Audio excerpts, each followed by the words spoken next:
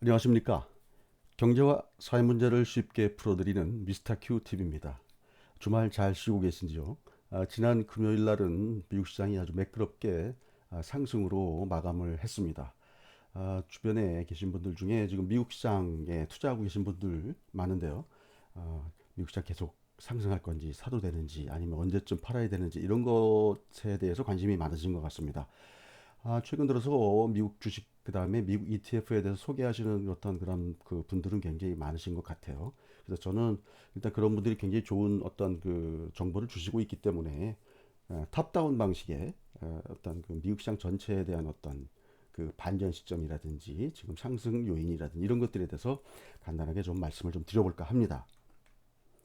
아, 2020년도 1Q에서 2Q 사이에 미국 시장의 어떤 그 상승 그 특징에 대해서 좀 말씀을 좀 드려보도록 하겠습니다. 한 세 가지로 정도로 이제 요약을 해봤는데요. 일단 시장을 이렇게 분석을 할 때 한 인터벌을 이렇게 딱 한 분기, 두 분기 이렇게 그 구간을 정해서 분석하는 게 굉장히 좋은 방법이라고 저는 생각을 하거든요.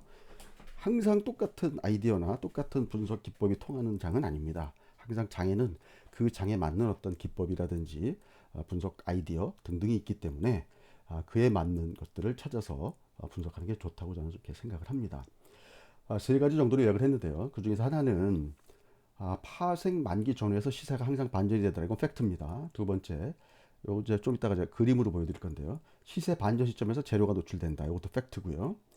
새로운 월말 시작 시점에 시세 흐름을 예고하는 그런 경향이 있다. 요거는 이제 추론입니다. 저의 추론인데 뭐 일단 그, 그 주가 방향은 그렇게 나오고 있습니다. 뭐 최근 들어서 미국 시장이 뭐 상승하는 이유가 뭐냐 뭐 등등 뭐 이런 것들에서 많이 얘기를 하시는데요. 지금 미국 시장이 상승하는 이유는 여러 가지로 설명할 수 있지만 지금 일단 첫 번째 미국의 달러 약세가 지금 상승의 직접적인 원인이다라고 설명하시는 분들도 계세요. 근데 저는 그런 인과관계가 그 100% 맞다고 보지는 않습니다. 왜냐면 이 달러 약세가 그 진행되기 전부터 주가는 상승하고 있었기 때문에요. 달러 약세는 상승 촉매 역할을 하는 것은 맞습니다. 그러나 직접적인 어떤 그 원인이라고 보는 건 좀 무리가 좀 따른다고 봅니다. 그래서 이게 왜 중요하냐면 만약에 달러 강세가 아주 강력하게 나와서 시장이 막 무너지는 경우는 어쩔 수 없지만 만약에 그 좀 달러 약세 어떤 그 강도가 약해지고 완만하게 달러 강세가 나온다 이런 것들은 하락 사인으로 보시면 안 된다는 거죠. 그러니까 제가 계속 말씀드린 강세장에서는 그런 것들을 그런 노이즈를 활용할 줄 아는 어떤 그런 지혜가 필요하다고 말씀드렸죠. 자, 저희 사이트, 저희 그 채널에서는 그동안 그 많이 보셨던 그림입니다. 지금 S&P 500 일본 그림인데요. 지금 보시면 요 세로줄로 돼 있는 이 노란색 세로줄이 그 항상 그 매주, 매월 세 번째 주 금요일이 미국의 옵션 만기입니다. 자, 보시면 항상 옵션 만기를 기준으로 이렇게 시세가 뭔가 반전되는 걸 느끼실 수가 있죠. 여기도 보시면 이런 반전이 있었고요. 여기서도 이런 반전이 있었고요. 여기도 이런 반전이 있었고 여기도 이런 반전이 있었습니다. 이게 아까 첫 번째 말씀이고요. 두 번째는 뭐냐면 항상 요 반전 시점에 뭔가 뉴스가 나옵니다. 여기 보시면 여기도 그랬고요. 여기도 보면 그 페드에서 회사채 매입 결정 계획을 발표하는 그런 그 긴급 기자회견이 때 있었고요. 그 다음에 요날은 렘데스비르 임상 중간 발표가 있었습니다. 그 다음에 요날은 모더나의 모더나 백신 임상 중간 발표가 있었습니다. 그래서 항상 보면 이 첫 그 월물 첫 번째 이렇게 강세로 시작하면은 그 다른 대체적으로 강세로 이어지는 그런 경향이 있다라는 그런 말씀을 좀 전에 드린 겁니다. 이게 지금 파생으로 설명을 드려서 어렵다고 생각하실 수 있지만 사실은 그냥 그 파생이란 거 빼고 시세 흐름이라는 어떤 그 장세 흐름이라는 측면만 이해하시면 뭐 괜찮을 것 같습니다. 파생 모르셔도 아무 관계 없습니다. 이해하시는 데는. 자, 이거는 이제 좀 전에 제가 말씀드렸던 미국의 달러 인덱스입니다. 달러 인덱스가 지금 보시면 3월 9일부터 시작해가지고요. 3월 23일 전후까지 급격하게 상승했다가 이때부터 떨어지고 박스권을 그리다가 5월 18일 날부터 밀리다가 다시 한번 반등 나왔다 깨고 내려갔습니다. 그래서 지금 보시면 이미 이 국면부터 이미 지금 주가는 그 상승을 지금 보였었기 때문에 이것이 달러 약세가 직접적인 원인이라고 보기는 어렵고요. 여기서 급격하게 깨고 내려가면서부터는 시장이 굉장히 강하게 움직이고 있는 거죠. 다음에는 이제 풋콜 레이저입니다. 풋콜 레이저도 뭐 이해를 그 다른 쪽으로 하실 필요는 없고요. 제가 이제 간단하게 이렇게 만 설명하겠습니다. 풋 옵션 거래대금을 콜 옵션 거래대금으로 나눈 값인데요. 이게 1이면 분자분모가 같으면 1이 되겠죠. 제가 여기 1이라는 숫자를 줄을 쳐놨습니다. 1을 기준으로 봐서 이 위쪽은 풋이 강하기 때문에 풋 거래가 많기 때문에 일단 하락장이라고 보시면 되고요. 여기는 상승장이라고 보시면 됩니다. 그냥 뭐 내용 모르시고 이것만 보시면 됩니다. 자, 보시면 여기 주가가 폭락하는 시기에는 이런 흐름이 나왔었죠.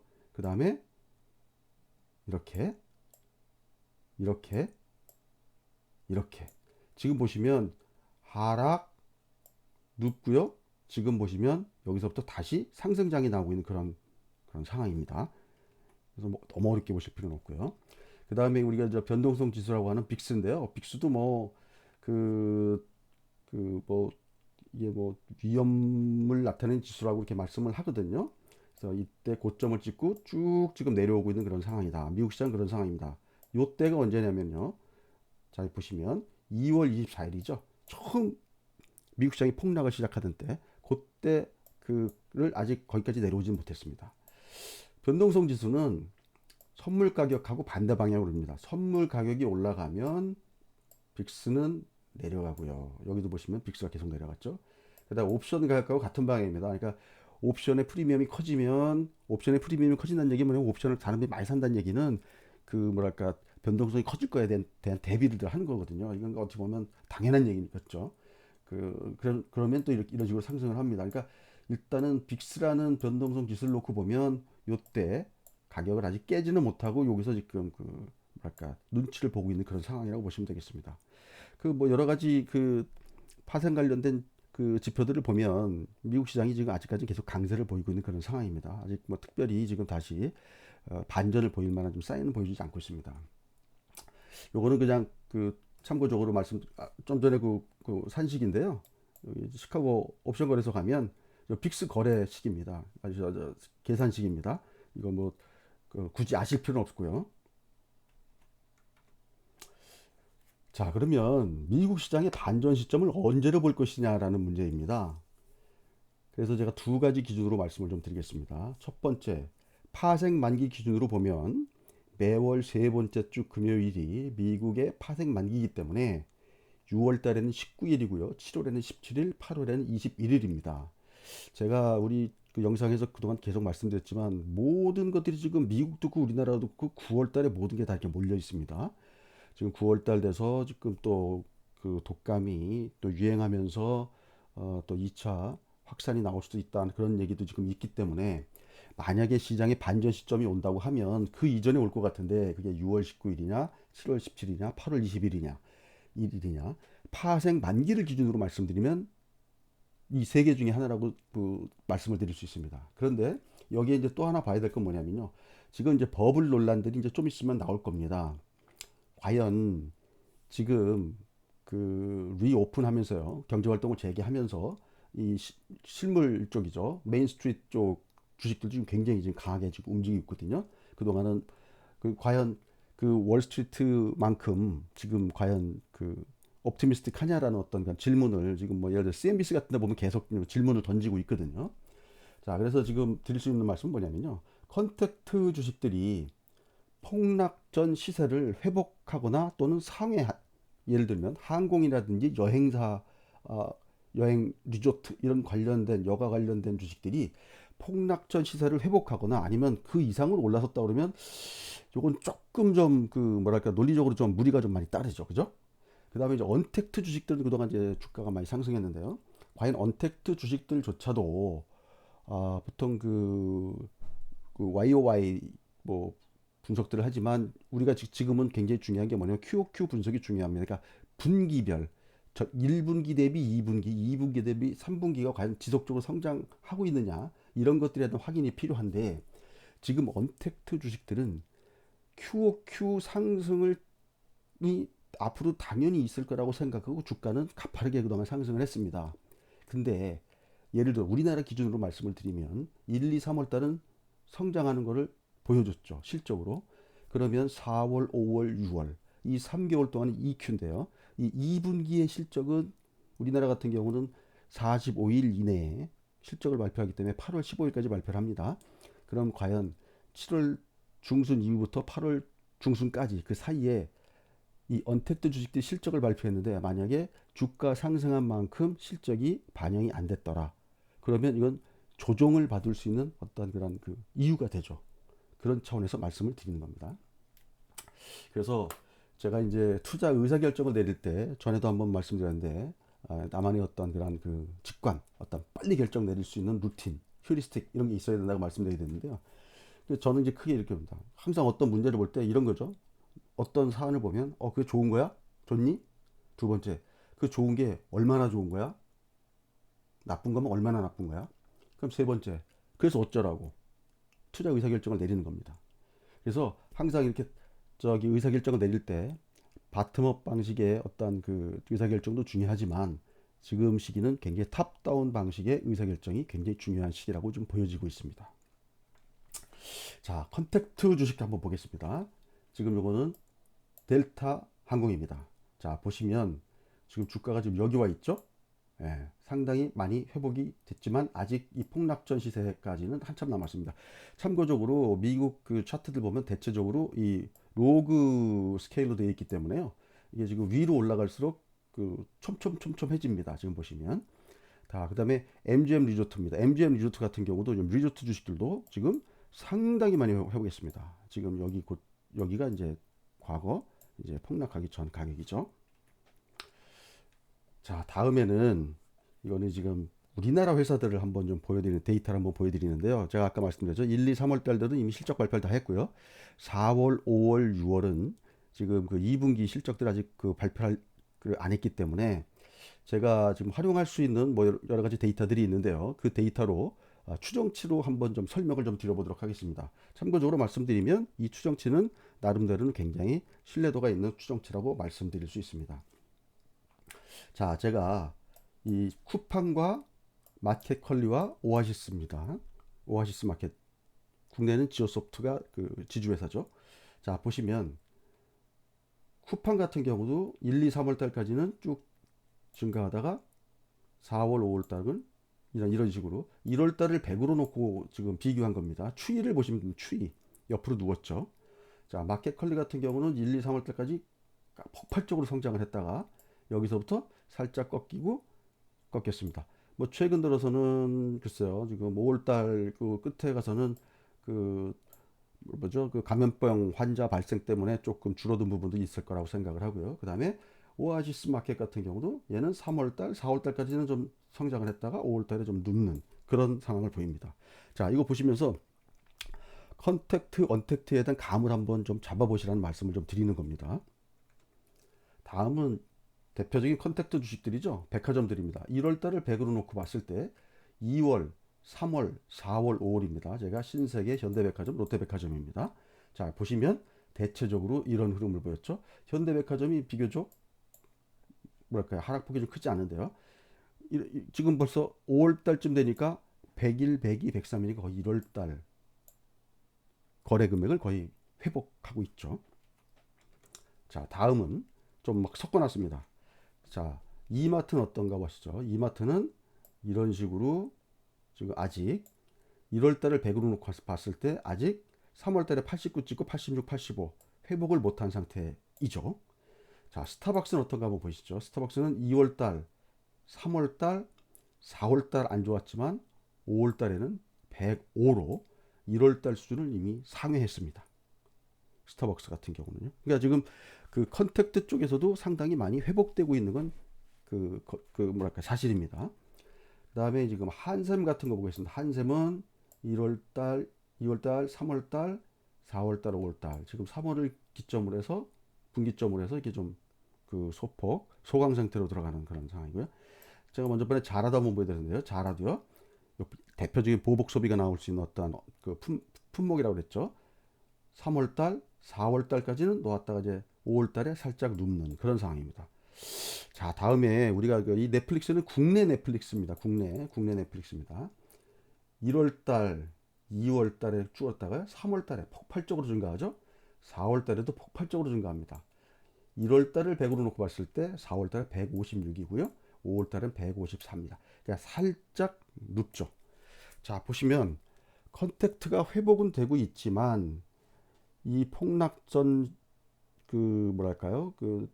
어, 거래를 확실하게 뛰어넘지 못하고 있고요.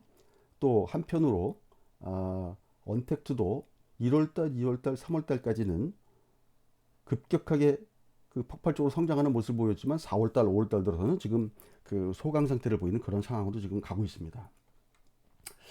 그래서 지금 한국 시장뿐만이 아니라 그러니까 미국 제가 한국 걸 가지고 미국 그 시장을 그 과연 그, 어, 그 대체 데이터로 프락시 데이터로 활용할 수 있느냐라고 봤을 때 저는 활용이 가능하다고 봅니다. 일단 저희 그 스타벅스라든지 넷플릭스 같은 경우는 거의 같은 아이템을 하고 있는 것들이고요.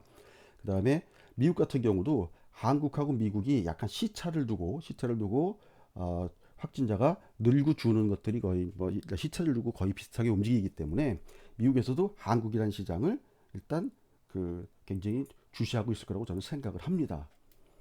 그래서 한국 시장의 상승 특징을 말씀을 드리면은요, 한국 시장은 일단 아직까지는 상승장이죠. 지금 파생이나 등등 이런 어떤 그 여러 가지를 봤을 때 아직까지도 하락으로 돌아선다라고 지금 말씀드릴 만한 것들 아직 안 나와 있습니다. 아까 제가 그 반전 그 기준에 대해서 두 가지를 말씀을 드렸지만 그 두 가지 기준으로 놓고 봤을 때 아직 그거에 대한 확실한 답을 주지 못합니다. 제가 그런 데이터를 미리 사전에 조금 볼 수 있는 위치에 있지만 시장에서는 아직 이런 데이터들에 대해서 구체적으로 지금 언급을 안 하고 있습니다. 증권사 애널리스트들조차도 이런 것들에 대해서 얘기를 안 하고 있거든요. 그러니까 괜히 제가 전에도 말씀드렸지만 파티장에서 제가 먼저 나갈 필요는 없는 거죠. 남들도 파티에서 5분만 먼저 나가면 되는 겁니다. 한국 시장은 상승장이다라고 일단 제가 말씀을 좀 드리겠습니다. 전제가 상승장이기 때문에 만약에 노이즈가 발생된다고 하면 그 노이즈를 최대한도로 활용을 해서 유리한 자리에서 공략하는 게 맞다고 봅니다. 그 다음에 두 번째는 언택하고 컨택트 이 부분은 언택트가 되니까 컨택트가 안 되고 컨택트가 되니까 언택트가 안 되고 이런 관점으로 보지 마시라고 그랬죠. 지금은 유동성이 아주 풍부한 그런 시장입니다. 그래서 어느 것을 사는 것이 나한테 초과 수익률을 줄 것이냐 이런 관점에서 보고 공략 대상을 결정하시는 게 맞다고 봅니다. 그다음 세 번째는 유동성과 파생 구조. 제가 파생 구조는 우리나라 시장은 지금 6월 그 만기 그 파생 구조를 놓고 봤을 때 그 외국인들 그 포지션이 상방향으로 좀 열려 있는 그런 상황이라 말씀을 좀 드렸죠. 그래서 시장이 굉장히 유리한 방향으로 지금 구조가 되어 있습니다. 마지막으로 우리 시장에서 제가 그동안 계속 바이오 주식들을 강조를 많이 드렸기 때문에 바이오에 대해서 좀 질문하시는 분들이 많아가지고요. 제가 그날 지난 목요일 날 영상인가요? 말씀드렸죠. 그래서 알테오젠이 좀 심하게 그 좀 태클을 받아서 좀 부상이 있지만 그래서 옆에 뭐 매드팩토라든지 뭐 레고캠이라든지 이런 것들 측면 공격 나올 수도 있다 이런 말씀을 좀 드렸었습니다. 그리고 삼바하고 셀트리온이 뒤에서 받쳐주고 있고요. 그래서 이런 구도는 지금 현재도 유효한 상태입니다. 그래서 지금 매드팩토도 제가 그날 그 체결 강도 가지고 말씀을 좀 드렸었죠. 지난 금요일 날은 보니까 알테오젠이 굉장히 큰 폭으로 상승을 했었는데요. 일단은 뭐 이런 구도는 아직까지는 뭐 큰 문제는 없을 거라고 봅니다. 혹시 월요일 날 이쪽이 금요일 날 상승폭이 컸기 때문에 월요일 날 또 일부 소폭 아침에 그 소강 상태를 보일 수 있지만 그 소강 상태 보일 때 어떤 식으로 그 대처할지에 대해서는 한번 좀 고민 한번 해보실 필요가 있습니다. 그거를 어떻게 보면 유리한 공략 포인트로 잡을지 말지에 대해서 한번 고민 한번 해보시죠. 다음은 체결 강도입니다. 제가 사실은 금요일 날 일 있어가지고 그 어디 좀 미팅들을 좀 많이 다녀가지고요. 사실 장중에 시장을 못 봤는데요. 장 끝나고 와서 보니까는 체결 강도가 93이더라고요. 그래서 전날 104에서 93이면은 그렇게 나쁘지 않은 해볼 만한 그런 어떤 시장이 계속 유지가 되고 있다라고 볼 수가 있습니다. 그리고 매드팩토 같은 경우는 금요일 그리고 다음 주 월요일 날 그 기관들 상대로 IR이 있기 때문에 기관들로 우리 충분히 그동안 IR에서 어필이 가능하면 아마 기관 매수도 좀 들어오면서 좀 좋은 흐름이 좀 나오지 않을까 그렇게 좀 예상을 좀 해봅니다. 그래서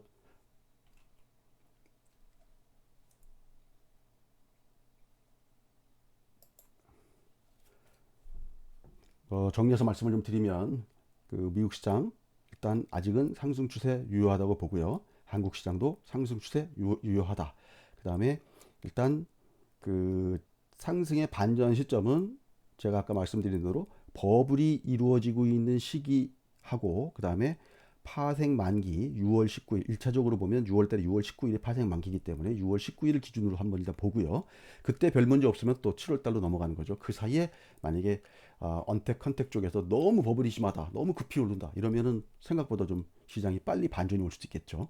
이렇게 시장을 좀 정리하시고 보시면 좋을 것 같습니다. 미국 시장 접근하시는 분들도 일단 미국 시장에서 기본적으로 이런 관점으로 장세를 보고 투자하시는 게 좋을 것 같습니다. 이상 영상이 마음에 드셨다면 구독, 알림, 좋아요 부탁드리겠습니다. 좋은 주말 되시기 바랍니다. 감사합니다.